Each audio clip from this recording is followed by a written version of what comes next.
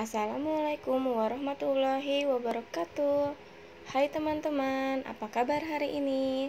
Semoga kalian masih tetap semangat ya. Hari ini kita akan mempelajari tema 1, subtema 1 dengan muatan pembelajaran IPS, IPA, SBDP. Nah, pada pembelajaran sebelumnya, kamu sudah mengetahui letak dan luas wilayah Indonesia dengan menggunakan peta. Dengan peta, kita dapat mengetahui kondisi geografis negara Indonesia. Pada kesempatan kali ini juga, kalian akan mengetahui kondisi geografis beberapa pulau besar yang ada di Indonesia. Disimak ya. Tahukah kalian bahwa Pulau Jawa merupakan wilayah terluas kelima di Indonesia dan merupakan pulau terbesar ke-13 di dunia? Mari kita lihat luas Pulau Jawa. Pulau Jawa memiliki luas wilayah sebesar 128.297 km persegi. Adapun batas lautannya, sebelah utara berbatasan dengan Laut Jawa, selatan dengan Samudra Hindia, barat dengan Selat Sunda, timur dengan Selat Bali. Adapun batas daratan yang pertama utara dengan Pulau Kalimantan, selatan dengan benua Australia, barat dengan Pulau Sumatera, dan timur dengan Pulau Bali dan Madura. Keadaan alam di Pulau Jawa. Nama-nama pantai dan laut yang ada di Pulau Jawa: Pantai Parangtritis di Yogyakarta, Pantai Anyer di Banten, Pantai Kelayar di Pacitan Jatim, Pantai Pangandaran di Jawa Barat. Adapun laut yang berada di sekitar Pulau Jawa yaitu Laut Jawa, Samudra Hindia, Selat Sunda, dan Selat Bali. Nama-nama daratan rendah di Pulau Jawa: Daratan rendah Surakarta, Semarang, dan Madiun.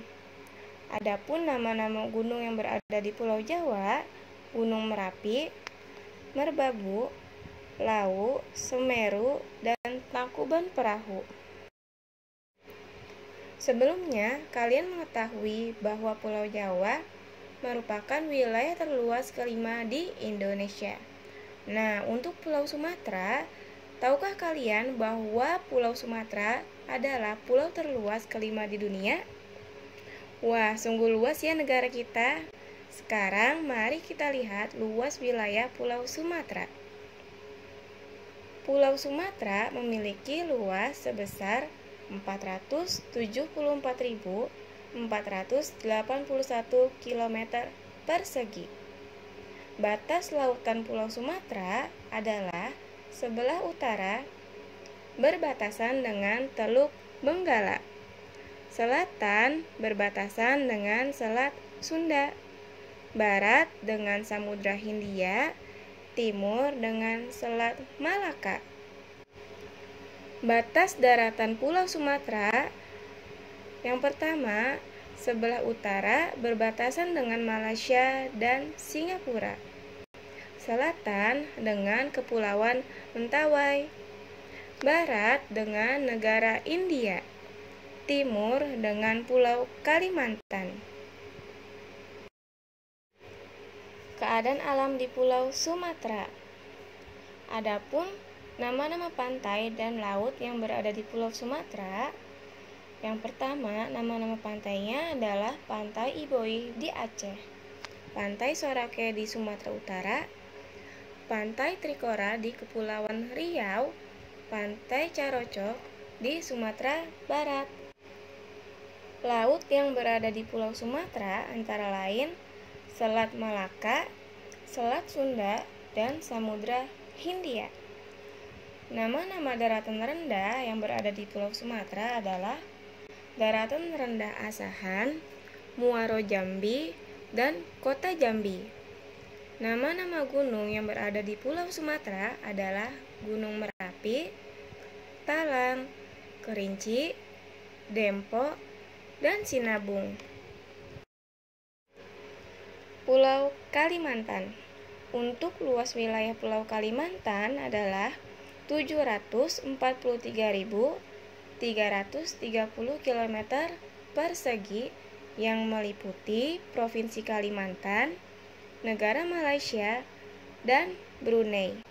Sedangkan yang termasuk wilayah Indonesia adalah 544.150 km persegi. Untuk batas lautan Pulau Kalimantan di sebelah utara tidak ada karena berbatasan dengan negara Malaysia.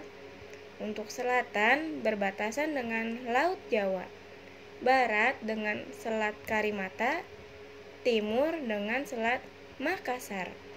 Sedangkan untuk batas daratan Pulau Kalimantan yaitu utara dengan Malaysia, selatan dengan Pulau Jawa, barat dengan Bangka Belitung, timur dengan Pulau Sulawesi. Keadaan alam di Pulau Kalimantan.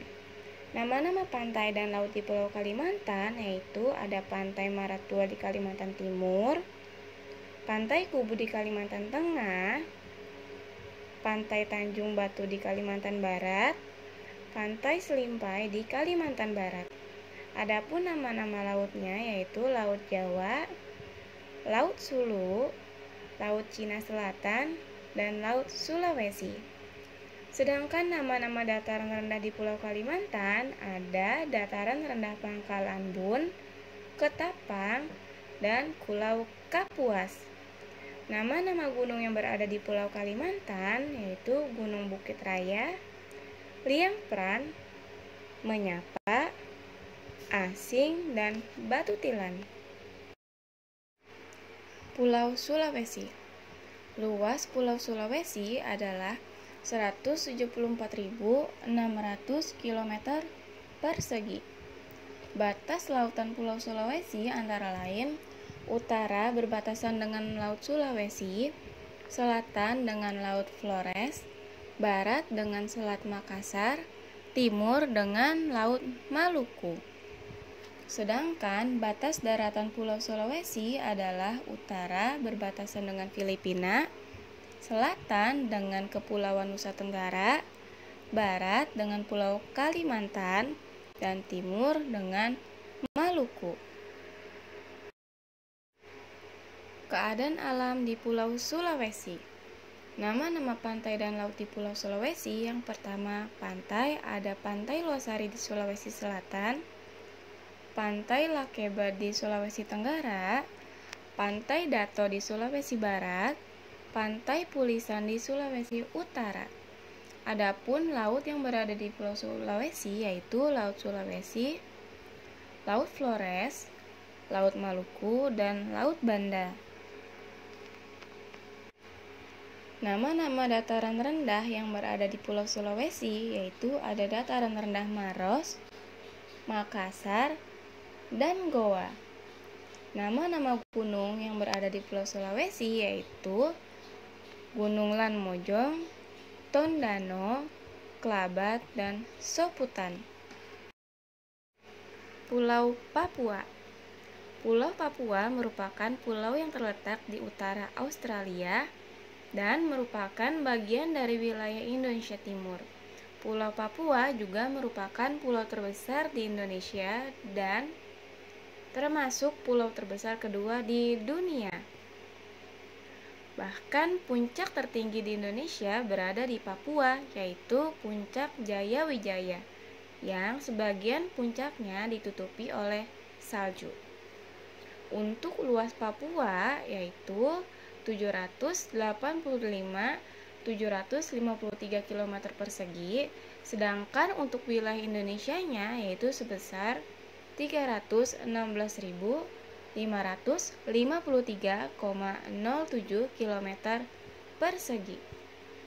Batas lautan Pulau Papua yaitu utara berbatasan dengan Samudra Pasifik, selatan dengan Laut Arafuru, barat dengan Laut Banda, timur tidak ada karena berbatasan dengan Papua Nugini.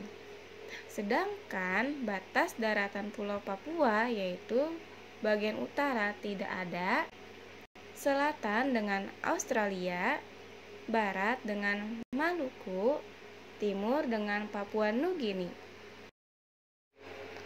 Keadaan alam di Pulau Papua. Nama-nama pantai dan laut yang berada di sekitar Pulau Papua ada Pantai Teluk Triton di Papua Barat, Pantai Bakaro di Papua Barat, Pantai Pulau di Papua Barat, dan Pantai Lampu Satu di Papua. Untuk lautnya yaitu Laut Arafuru, Laut Banda, Laut Seram, Laut Halmahera. Nama-nama dataran rendah yang berada di Pulau Papua adalah Dataran Rendah Pesisir Arafuru, Merauke, pesisir selatan Papua. Nama-nama gunung yang berada di sekitar Pulau Papua adalah Gunung Puncak Jaya, Puncak Mandala, Puncak Trikora, dan Gunung Dom. Kepulauan Nusa Tenggara. Kondisi geografis Nusa Tenggara Barat dan Timur adalah berbukit-bukit. Pada pulau yang dominan, permukaannya berbukit dan bergunung-gunung. Diapit dataran tinggi atau perbukitan dengan kondisi kemiringan tanah yang curam. Dengan kondisi berikut, lahan untuk pertanian sangat terbatas, baik pertanian basah maupun kering. Adapun luas Kepulauan Nusa Tenggara yaitu 72.877 km persegi. Batas lautannya yaitu sebelah utara berbatasan dengan Laut Flores dan Laut Bali, selatan dengan Samudra Hindia dan Laut Timor, barat dengan Selat Bali, timur dengan Laut Banda. Sedangkan batas daratannya yaitu utara dengan Pulau Sulawesi, selatan dengan Australia, barat dengan Pulau Jawa dan Madura, timur dengan Timor Leste. Keadaan alam di Kepulauan Nusa Tenggara. Nama-nama pantai dan laut yang berada di Kepulauan Nusa Tenggara yaitu Pantai Nusa Dua di Bali, Pantai Kuta di Bali, Pantai Gili Trawangan di NTB, Pantai Senggigi di NTB atau Nusa Tenggara Barat. Adapun laut yang berada di sekitar Kepulauan Nusa Tenggara yaitu Laut Bali, Laut Flores, Laut Timor, dan Laut Sawu. Nama-nama dataran rendah yang berada di sekitar Kepulauan Nusa Tenggara yaitu Dataran Rendah Gianyar, Lombok, Sumbawa, dan Flores. Nama-nama gunung yang berada di sekitar Kepulauan Nusa Tenggara yaitu Gunung Agung, Gunung Batur, Gunung Rinjani, dan Gunung Tambora. Selanjutnya kita akan mempelajari IPA. Teman-teman, perhatikan gambar yang berada di video ini. Disimak ceritanya ya. Di bawah kandang kelinci, Edo melihat seekor siput yang sedang berjalan perlahan. Edo pun mengambilnya. Kelinci dan siput sama-sama hewan, tetapi gerakannya kok berbeda ya. Kelinci bergerak lincah, berlari, dan meloncat, sedangkan siput bergerak sangat pelan. Mengapa bisa begitu ya? Gumam Edo penasaran. Wah teman-teman, Edo penasaran nih. Kita cari tahu yuk karakteristik siput dan kelinci untuk menjawab rasa penasaran Edo. Untuk membantu Edo, mari kita lihat perbedaan karakteristik kelinci dan siput. Kelinci merupakan hewan vertebrata atau bertulang belakang, sedangkan siput merupakan hewan avertebrata atau tidak bertulang belakang.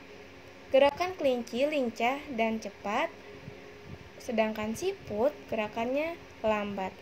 Organ gerak kelinci adalah kaki, organ gerak siput adalah kaki perut. Kelinci bergerak dengan meloncat, Siput bergerak dengan cara seolah-olah merayap. Tubuh kelinci dipenuhi oleh bulu halus, sedangkan siput tubuhnya dilindungi oleh cangkang. Sekarang, mari kita identifikasi organ gerak hewan avertebrata. Nomor 1, siput. Organ gerak siput adalah kaki perut dengan bentuk pipih dan lebar. Fungsi utama kaki pada perut siput yaitu untuk bergerak dan berpindah tempat. 2, yaitu belalang. Organ gerak belalang adalah sayap dan 3 pasang kaki yang beruas. Fungsinya bergerak dengan cara terbang dan melompat. 3, cacing. Organ gerak cacing adalah otot perut yang terdiri dari otot melingkar dan otot memanjang, serta dibantu dengan organ seta. Fungsi otot perut membantu cacing untuk berpindah tempat. Seta berfungsi sebagai jangkar agar lebih kokoh melekat. 4, yaitu ubur-ubur. Organ gerak ubur-ubur adalah tentakel yang berfungsi untuk bergerak dengan cara menarik dan mendorong tentakelnya, sehingga menciptakan dorongan air yang menggerakkan tubuhnya ke depan. Di pembelajaran sebelumnya, kalian telah mempelajari organ gerak hewan vertebrata dan avertebrata. Sekarang, mari kita bandingkan hewan vertebrata dan avertebrata dengan ikan sebagai hewan vertebrata dan siput sebagai avertebrata. Adapun yang kita bandingkan adalah tulang belakang. Ikan memiliki tulang belakang, sedangkan siput tidak memiliki. Organ gerak. Ikan, organ geraknya adalah sirip, sedangkan siput adalah kaki perut. Rangka dalam. Ikan memiliki rangka dalam, sedangkan siput tidak memiliki. Rangka luar. Ikan tidak memiliki rangka luar, sedangkan siput memiliki rangka luar. Gerakan tubuh. Gerakan tubuh ikan yaitu cepat dan lincah, sedangkan siput adalah lambat. Selanjutnya adalah SBDP. Pada pembelajaran sebelumnya, kalian telah mempelajari ragam gambar cerita atau ilustrasi. Dalam membuat gambar cerita, kalian juga harus mengetahui corak gambar cerita atau ilustrasi. Corak gambar cerita atau ilustrasi adalah sebagai berikut. Corak gambar cerita yang pertama yaitu realis. Realis merupakan gambar yang dibuat seperti keadaan aslinya, baik bentuk, ukuran, dan tata letaknya. Contohnya seperti lukisan berikut yang berjudul Kapal Dilanda Badai karya Raden Saleh. Corak gambar cerita yang kedua adalah karikatur. Karikatur merupakan gambar yang melebih-lebihkan atau mengubah dari objek aslinya. Gambar karikatur menyajikan objek dengan karakter yang lucu dan aneh. Biasanya, gambar karikatur mengandung kritikan dan sindiran. Corak gambar cerita yang ketiga adalah kartun.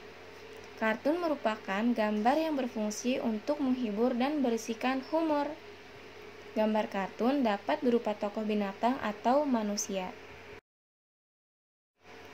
Corak gambar cerita yang keempat yaitu dekoratif. Dekoratif adalah gambar yang disajikan dengan mengubah bentuk objek aslinya namun tanpa menghilangkan ciri-ciri khasnya. Teman-teman, perhatikan gambar cerita berikut ini. Hari menjelang sore, sudah saatnya Edo kembali ke rumah. Namun, sebelum pulang, Edo membantu Pak Rudi membersihkan kandang kelinci. Kandang kelinci dibersihkan untuk menjaga kesehatan kelinci. Dengan mengamati cerita tersebut, kalian dapat membuat sebuah cerita tertulis. Namun sebelum membuat cerita, kalian harus menentukan ide pokok di setiap paragrafnya. Kemudian, dari ide pokok tersebut, tambahkan kalimat pengembang sehingga membentuk sebuah cerita. Mari kita coba membuat gambar cerita berdasarkan gambar tersebut. Namun, terlebih dahulu kalian harus membuat ide pokok setiap paragrafnya.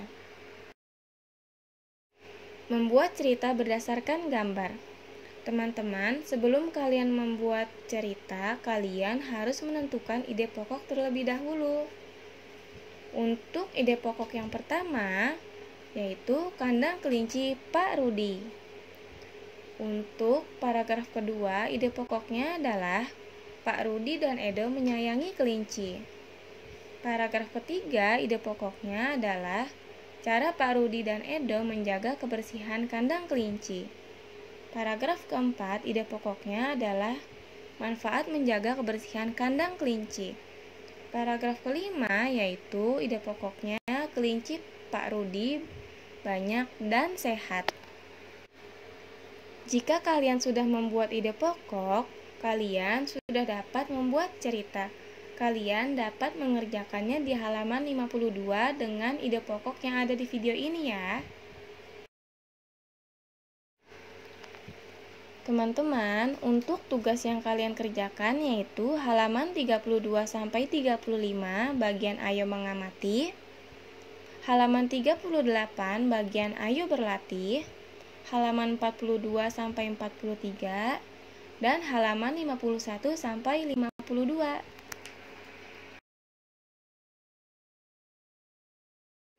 Cukup sekian pembelajaran kita hari ini. Jika kalian memiliki pertanyaan, kalian dapat menanyakan pada Miss. Terima kasih. Wassalamualaikum warahmatullahi wabarakatuh.